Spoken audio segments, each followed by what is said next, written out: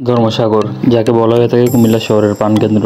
শহরের এই কোলাহল থেকে বেরিয়ে একটু স্বস্তি পেতে সবাই এখানে এসে থাকে। এরই এক পাশে হচ্ছে কুমিল্লা স্টেডিয়াম, আর অন্য পাশে নগর উদ্যান ও শিশু পার্ক। মানে এখানে ছোট থেকে বড় সবার জন্য বিনোদনের ব্যবস্থা রয়েছে। বিস্তারিত একটু পরে বলছি, তাহলে চলেন কথা না বলে এই ভিডিওটি শুরু করা যাক। 1, 2, 3 into the 4. Snoop Doggy Dogg and Dr. Dre is at the. It's like this and like that and like this and it's like that. Hello guys, আসসালামু আলাইকুম। This is Mir Afsan Rifat. Welcome to my another new blog. আজকে আমার সাথে ছিল রমজান। চলেন ব্লগটি শুরু করা যাক। এখন আমি প্রবেশ করছি ধর্মসাগর পাড়ে। ধর্মসাগর পাড় আসতে হলে প্রথমে কুমিল্লা শহরের কেন্দ্র কান্দিরপাড় আসতে হবে। কান্দিরপাড় থেকে ভাড়া 5 টাকা নেবে, অথবা হেঁটেও চলে আসতে পারবে। ধর্মসাগর পাড় ও শিশু পার্কে ঢোকার জন্য কোনো প্রবেশ ফি নেই, তাই এখানে সবাই উন্মুক্তভাবে প্রবেশ করতে পারে। ধারণা করা হয়ে থাকে আনুমানিক 1458 সালের দিকে রাজা ধর্মমানিক এখানে একটি দিঘি খনন করেছিল এবং ওনার নামে এই দিঘির নাম রাখা হয়েছিল ধর্মসাগর। ধর্মসাগরের আয়তন প্রায় 23.18 একর। মেয়েদের পানি ব্যবহারের সুবিধার্থে এই পুকুরটি খনন করা হয়। সর্বশেষ 2015 সালে এটিকে সংস্কার করা হয়। বর্তমানে এটির পূর্ব পাশে রয়েছে কুমিল্লা স্টেডিয়াম এবং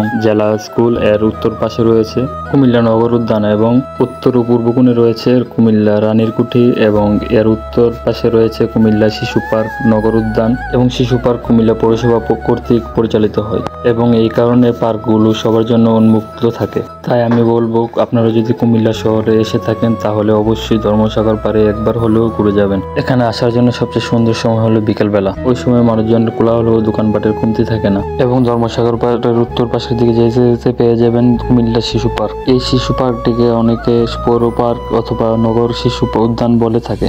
এখানে আপনারা বাচ্চাদের বিনোদনের জন্য অনেক ধরনের রাইড পেয়ে যাবেন। এখানে বাচ্চারা এসে কখনো বোরিং হবে না। 2016 সালে 9 সেপ্টেম্বর কুমিল্লা সিটি কর্পোরেশন কর্তৃক এই শিশু পার্কটি স্থাপন করা হয়। বর্তমানে শিশু পার্কে রয়েছে দোলনা, হেলিকপ্টার রাইডস, কেবল কার আর ইত্যাদি ইত্যাদি অনেক বিনোদনের ব্যবস্থা। এর মধ্যে আবার পেয়ে যাবেন পাঠাগার, জাদুঘর, 3D সিনেমা দেখার জন্য একটি হল। মানে এখানে শুধু বাচ্চা না, ছোট বড় সকলের জন্য বিনোদনের ব্যবস্থা রয়েছে। ধন্যবাদ সকলকে ভিডিওটি প্রথম থেকে শেষ অবধি দেখার জন্য। ভিডিওটি কেমন হয়েছে তা অবশ্যই কমেন্ট করে জানাবেন। যারা ফেসবুক থেকে দেখতেছেন অবশ্যই ফলো দিয়ে পাশে থাকবেন। যারা ইউটিউব থেকে দেখতেছেন অবশ্যই সাবস্ক্রাইব করবেন। আজকের মতো এখানে বিদায় নিচ্ছি। আল্লাহ হাফেজ। সবাই সবার মূল্যবান জিনিসগুলো যত্ন নেবেন।